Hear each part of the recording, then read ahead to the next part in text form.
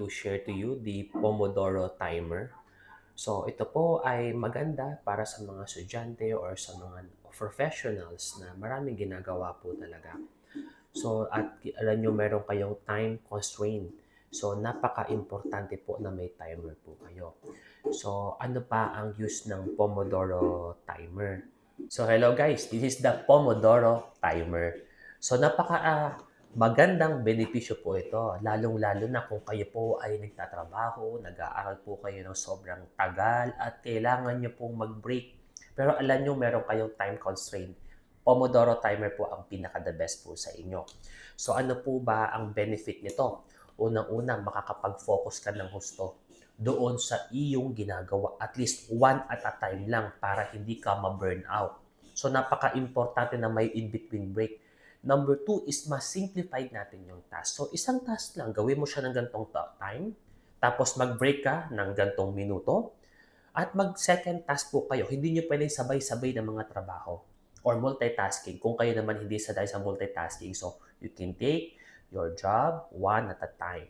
So, last is magkaroon kayo ng awareness sa urgency. Na alam nyo may time constraint kayo, alam nyo may limitasyon kayo sa oras. So, magandang meron kayo nito. So, kailangan nyo talagang budgetin na at the same time, naka-budget ang inyong oras, no? So, ano po ba yung function ng Pomodoro? So, meron po siyang time. Meron siyang around 5 minutes, 10 minutes, 30 minutes, 60 minutes. So, for example, ginagawa ko po, 30 minutes ako nagwo-work or nagbabasa.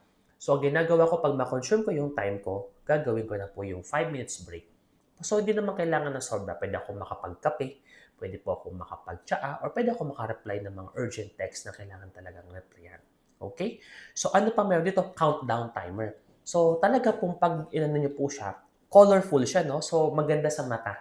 Nakaka-relax, parang laruan lamang. So, nakikita nyo yung time, nakikita nyo kung ilang segundo na lang po, ilang minuto ang natitira sa oras ninyo, magtrabaho or magpahinga. So, meron po siyang alarm. So, hindi kayo malilito na bigla siyang mag-i-stop na lamang. So, tumutunog po ito para bigyan kayo ng warning na na-consume nyo na po yung time ninyo. At meron na po siyang date. So, di nyo na kailangan magbukas pa ng cellphone, ng laptop ninyo, ng iPad ninyo para malaman yung date. At meron na din siyang timer. So, meron din siyang oras, clock na din po pala, no? So, nakakapag-oras siya ng maayos. So, pag inopen nyo po, alam nyo na po kung anong oras na sa ganito. So, ano po ang advantage po din nito? Pag binuksan nyo po ito at na fully charged po siya, maaari nyo po siyang magamit ng 10 days po, no? Per charge. Tipid na sa kuryente. At mabibili nyo din po siya na may kasama, optional po ito, na may parang keyboard. Nang sa ganun, para medyo maganda po yung maganda po yung design.